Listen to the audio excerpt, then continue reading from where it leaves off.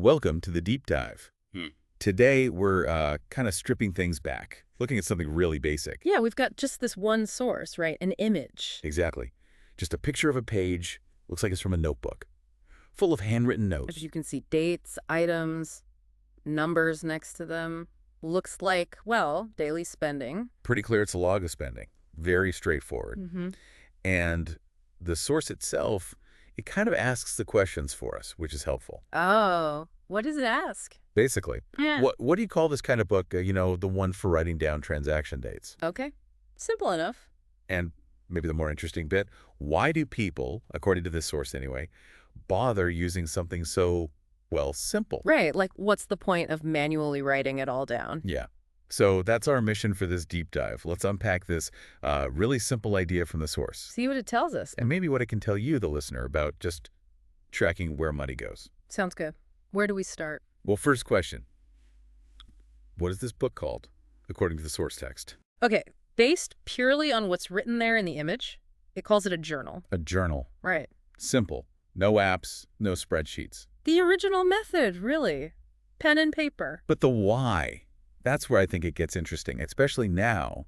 The source gives a specific reason, doesn't it? It does. It actually points out that lots of people, and it specifically says especially mothers, they write down these daily transactions. And the reason given is, and I'm quoting loosely here, to see how much they have saved or spent. Future use. Yeah, I saw that. That future use part seems key. It does. It suggests it's not just about, like, keeping a diary of spending.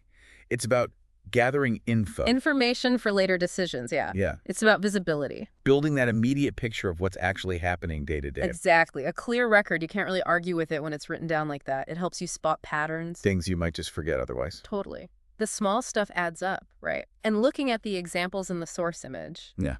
it really brings that home.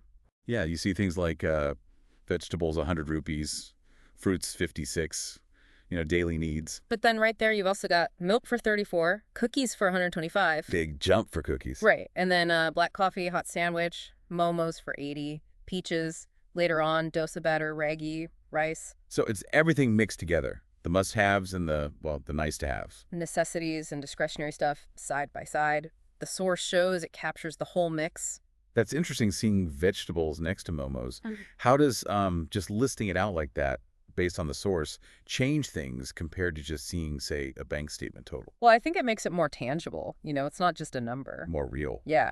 Writing cookies, 125 rupees, connects that amount to, like, a specific choice you made. Oh, okay. The source seems to imply that this gives you a real feel for where the money went, not just the abstract total. And this clarity, going back to the source's reason, is for future use. So what can people do with this kind of detailed info later? Well, they can look back over it, right? Review the journal. See the patterns. Exactly. Are those coffees every day really adding up? How much are we actually spending on snacks versus essentials? The source suggests this tracking gives you the raw data, the facts you need to understand your habits. And then maybe tweak things. Potentially, yeah. To make adjustments for, well, like it says, for future use. It's a feedback loop, basically. Write it down, review it, maybe change something. Okay, so let's wrap this up, bringing it back to you, our listener. Mm-hmm.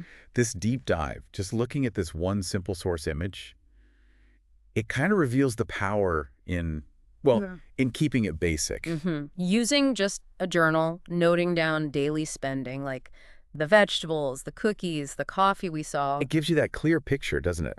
A tangible view of your spending habit. And the source is very direct about the why, remember. It's about getting visibility. Right, visibility into saving and spending. To help you make decisions later on, future use. It really is the foundation of financial awareness, just written down by hand.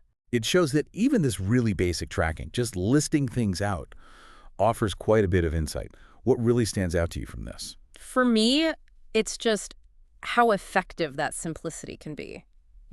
Just the act of writing it down forces you to notice. Yeah, I agree. It forces that moment of recognition. Definitely. So maybe a final thought for you listening. Consider what you might learn. What insights could you get about your own daily habits just by grabbing a notebook and jotting down your transactions for, say, even just a week? See what patterns jump out. Exactly. It's like the original know where your money goes system, isn't it? Something to think about.